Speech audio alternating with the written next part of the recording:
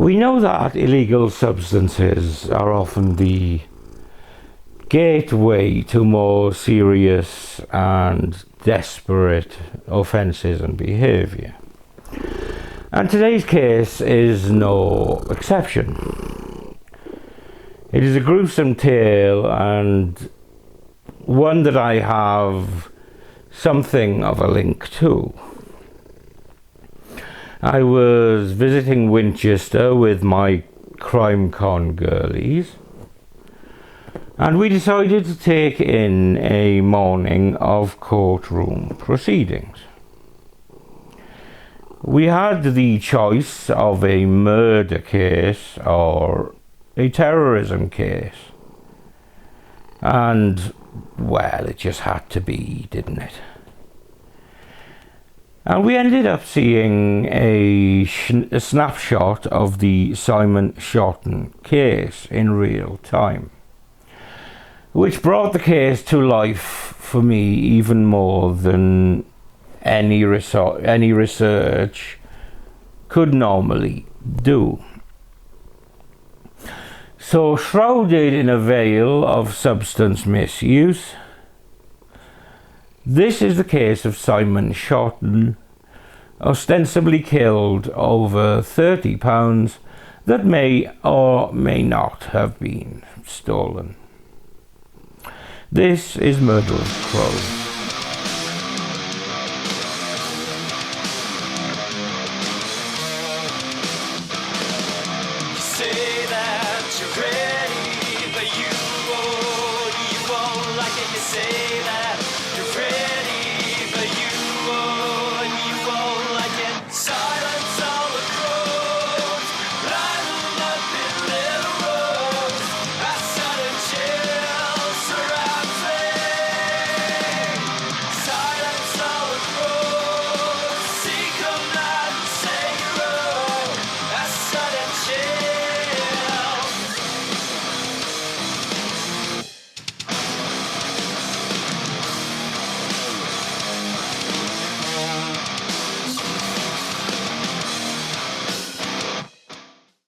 We're heading to Bournemouth on the south coast of the UK for this one.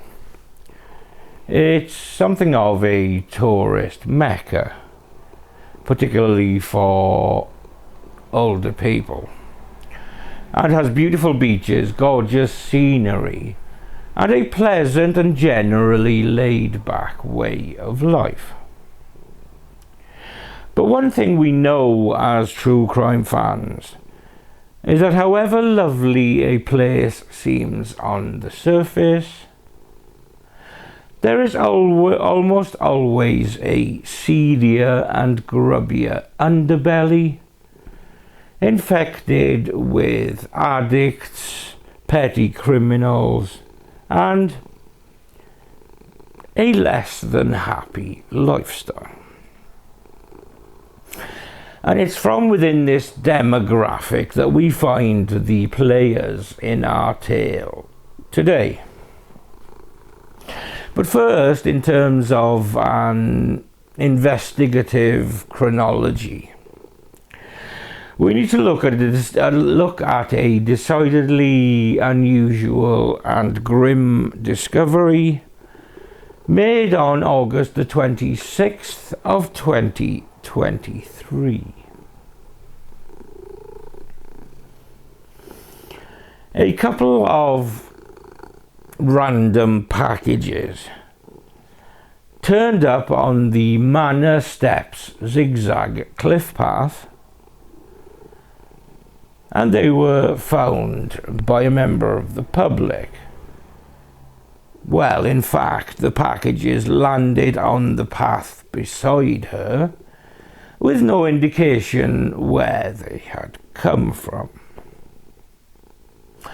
The unwitting finder decided to have a bit of a look-see at what the packages were, perhaps in an attempt to trace the owner. What was found in the packages were a pair of human legs. And, well, nothing else. Over the next 2 weeks, further body parts turned up at locations within a 2-mile radius of the Boscombe area of Bournemouth.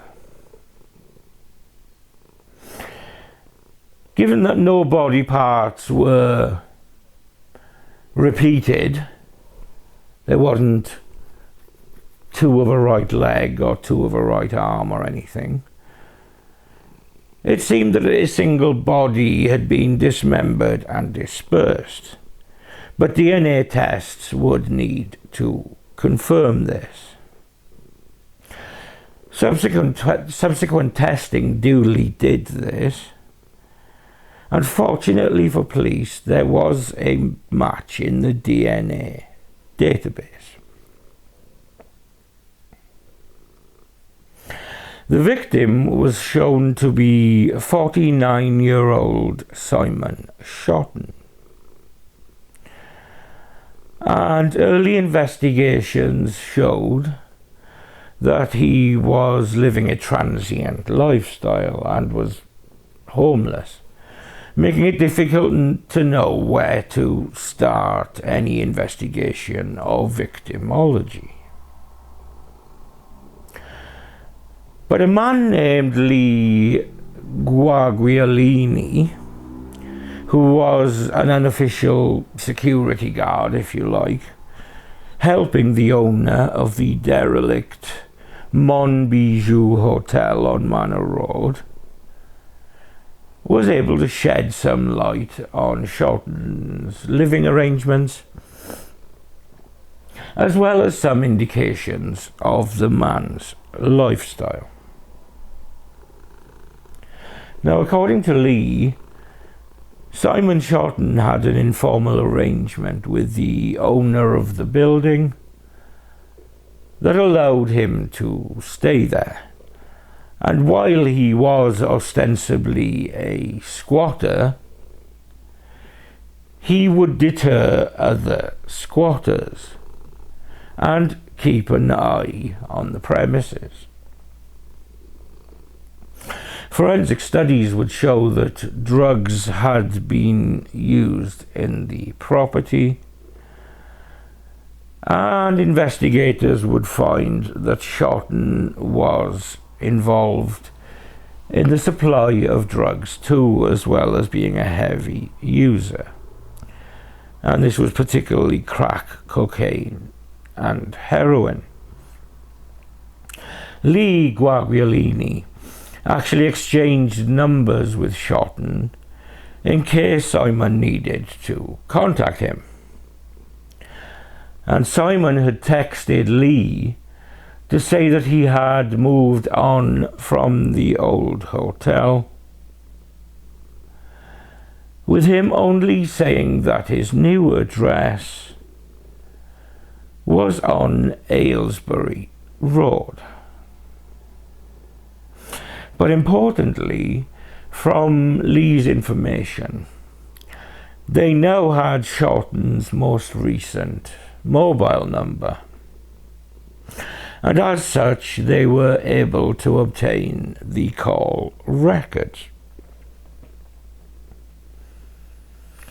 The last call made from Simon Shotton's phone was to a cash creators pawn shop in Boscombe.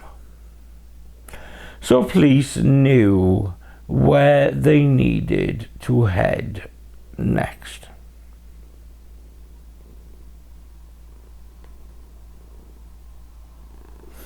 Upon inquiring at the cash creators, they found that Shotton's phone had actually been sold to the shop for the princely sum of £15.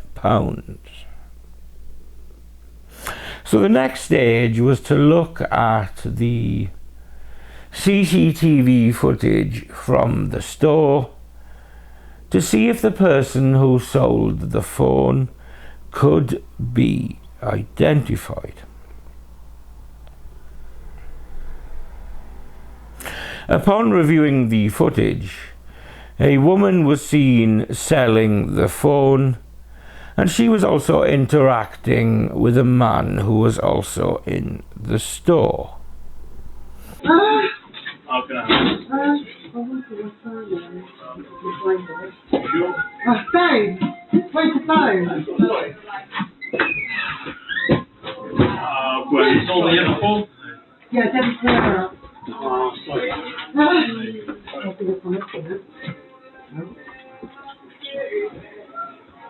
Can you just spell your surname? Yeah. Yeah. I-R-A. I-R. And because of this couple's patchy criminal records, they were well known to police, and they were quickly identified as 49-year-old Benjamin Atkins and 39-year-old Debbie Pereira. Now, their address, in a strangely coincidental way, based on Simon Shotton's earlier text message to Lee, was a flat on Aylesbury Road. So all signs were pointing to the couple having offered Shotton somewhere to live before some sort of disagreement got extremely physical. Certainly if it ended up with Simon Shotton being in pieces. Atkins and Pereira both had troubled backgrounds and had issues with substance misuse. And in fact, they had met at a rehab facility, which is never a good foundation.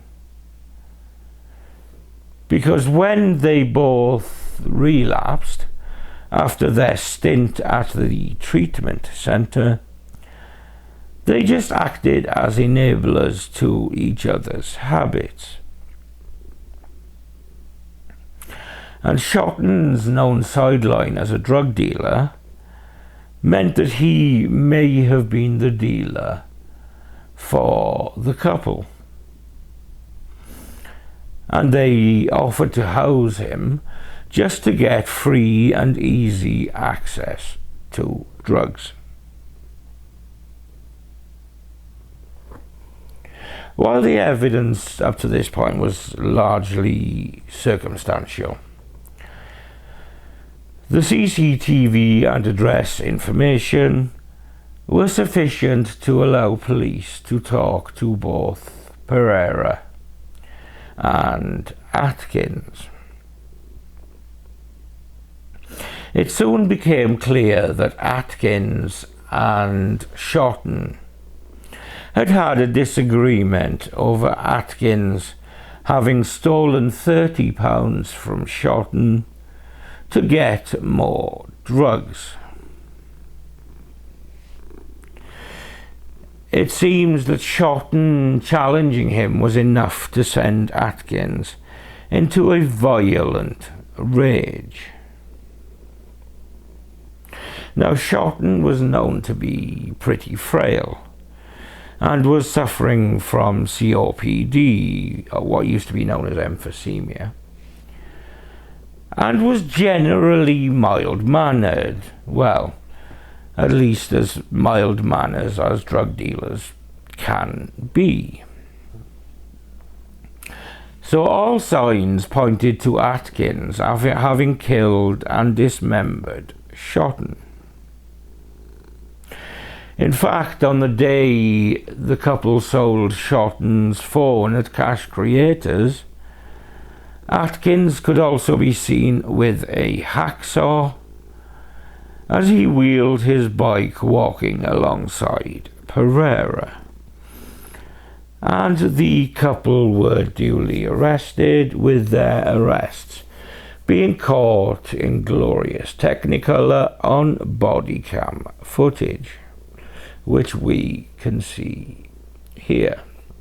Debbie, time is 12 minutes past 9. You're under arrest on suspicion of murder.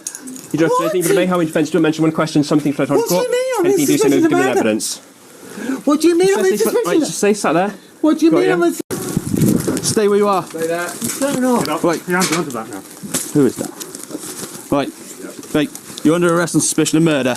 You do not have to say anything that may harm your defence. If you do not mention when questioned, something you will later on rely in court. Anything you do say may be given in evidence. So that's your risk. Sometime after the arrest, Atkins was recorded in a police van, telling his girlfriend he would kill again.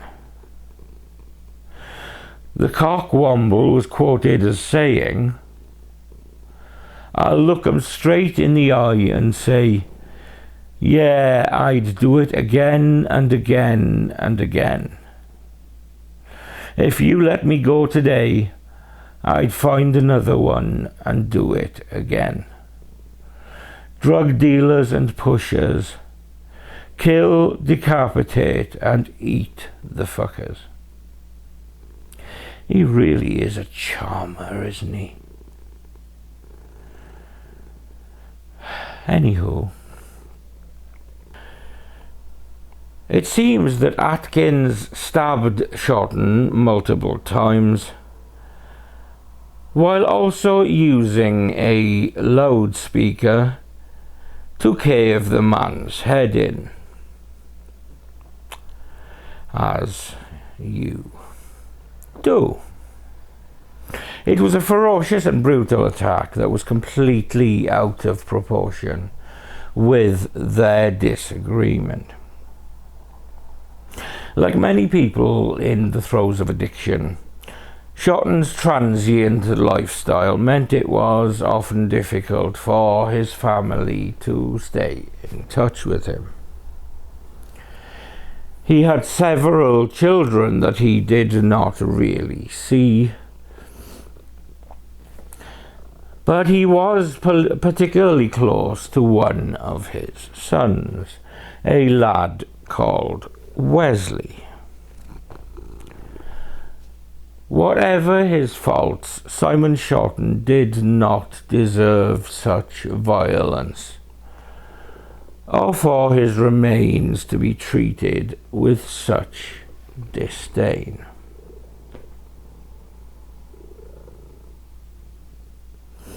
The case came to trial at Winchester Crown Court in May of 2024, where I caught a portion of the proceedings.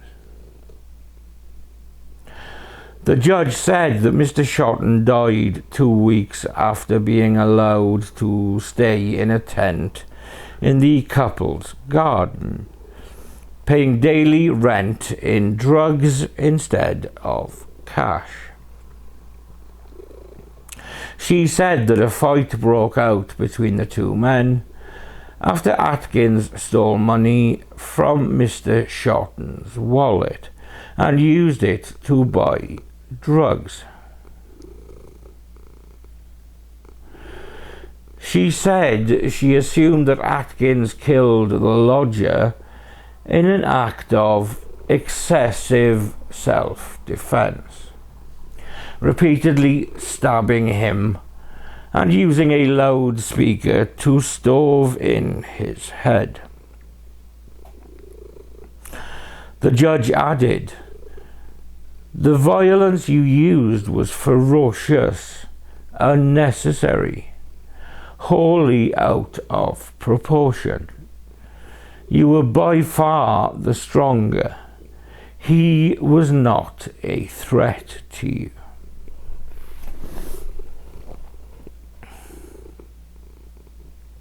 The couple then sold Mr. Shotton's phone and shoplifted a hacksaw together, the court were told. Atkins cut up the body and started a fire in the garden, lasting for several days, in an attempt to dispose of Simon Shotton's head.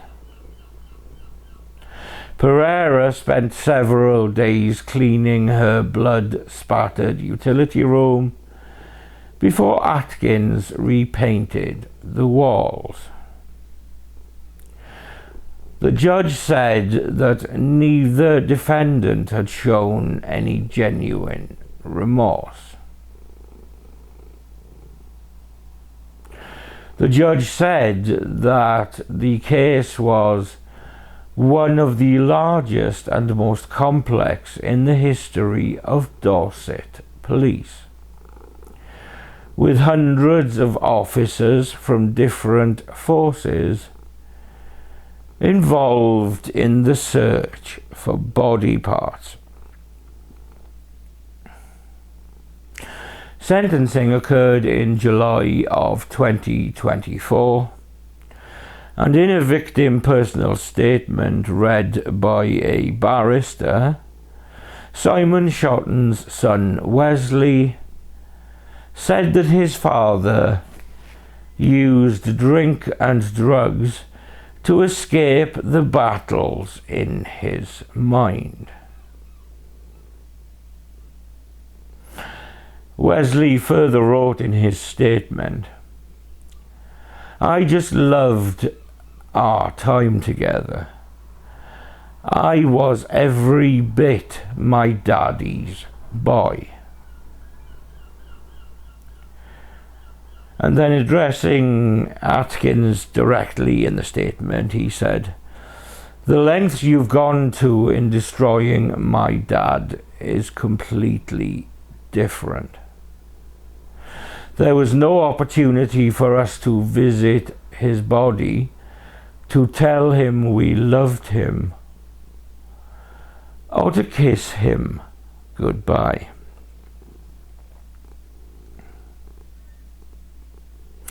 I will show the sentencing remarks for both Ben Atkins and Debbie Pereira on the screen.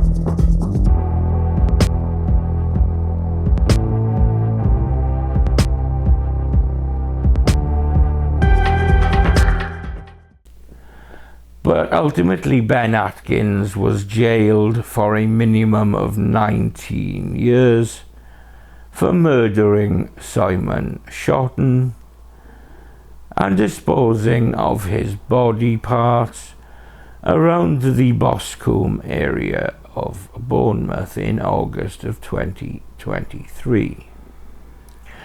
Debbie Pereira was jailed for 4 years for perverting the course of justice and preventing the burial of a corpse. So what do you think of these sentences? Was 4 years enough for Debbie Pereira, given the indifference she showed towards what had happened to Simon Shotton? Let me know in the comments down below.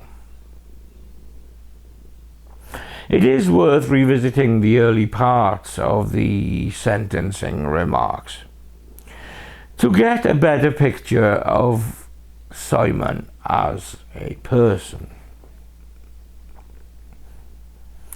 Simon Shotton was 49 years old when he was murdered. He leaves behind his children, his parents, and his sister, all left to mourn his premature death. It is particularly sad as he had little contact with some of his family members recently. By dying so suddenly, there was no chance for them to be reunited before his death, and his loss will feel all the greater. Simon struggled from an early age, but he did his best to overcome issues and was always a hard worker, taking agency, fairground and warehouse work when he could. He did his best to keep in touch, especially with his mother and his sons.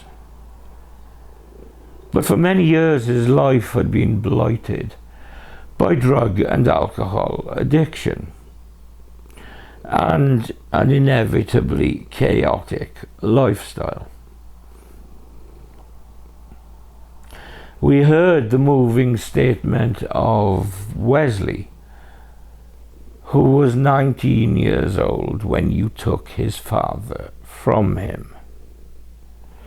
He describes what a loving father Simon was, doing the best he could for his children in the circumstances.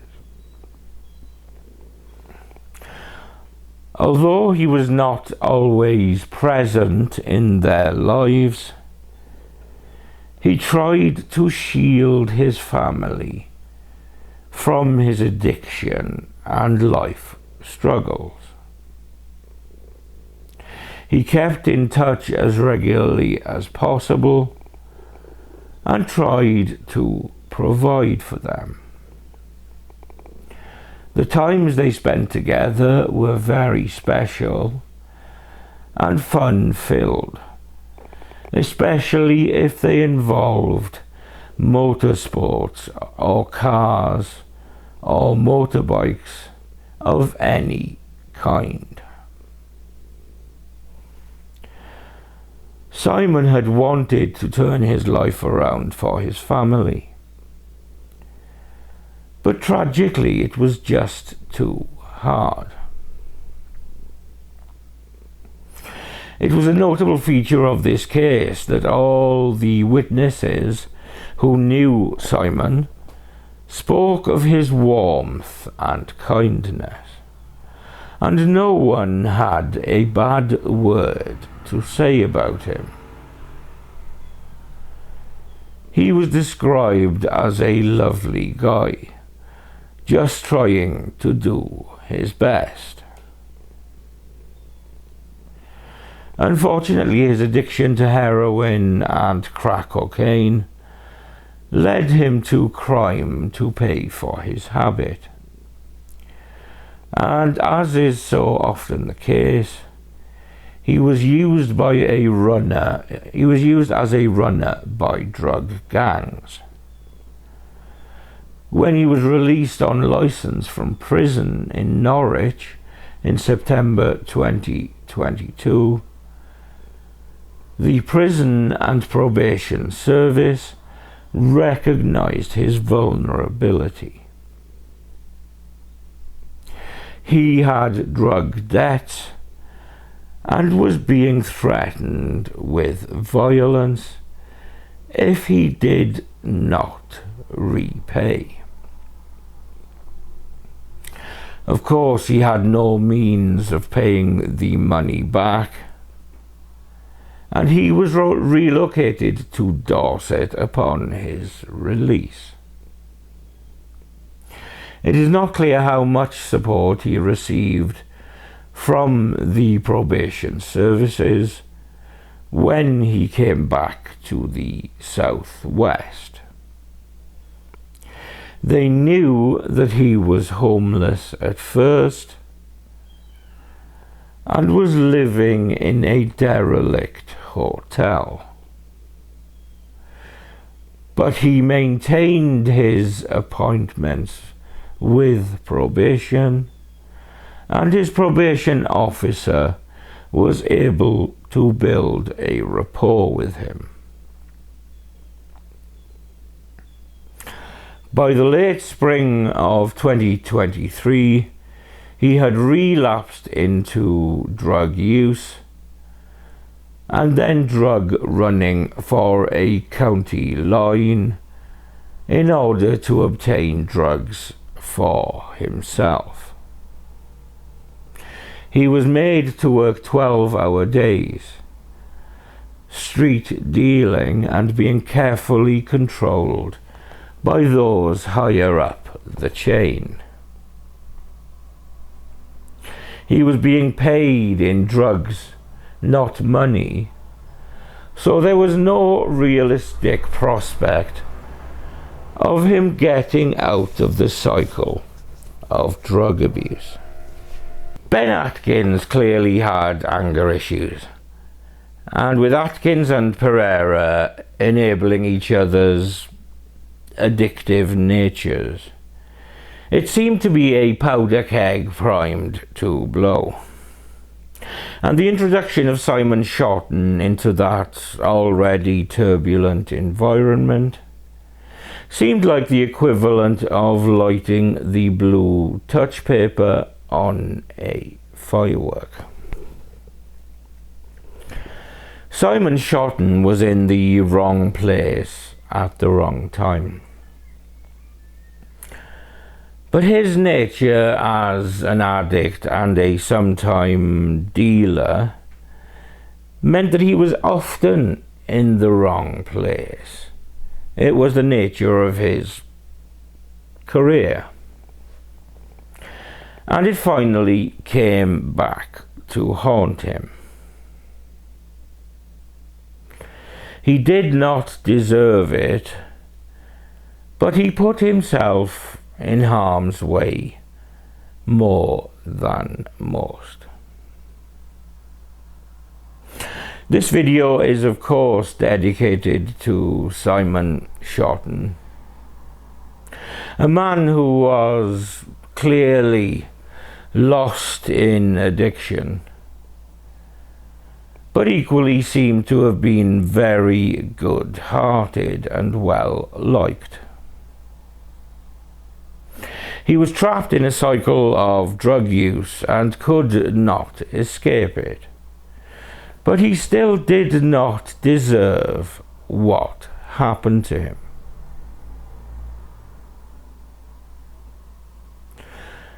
I hope he has found a peace and a contentedness that he was seemingly not able to achieve in life. Thank you for watching another episode of Murder of Crows. I'm Steve. Samson is flat out down here. Evidently, he can't be bothered at the moment. So take his apathy however you will, because he's a mercenary bastard. Anywho, I'm Steve, and I'll see you when I see you.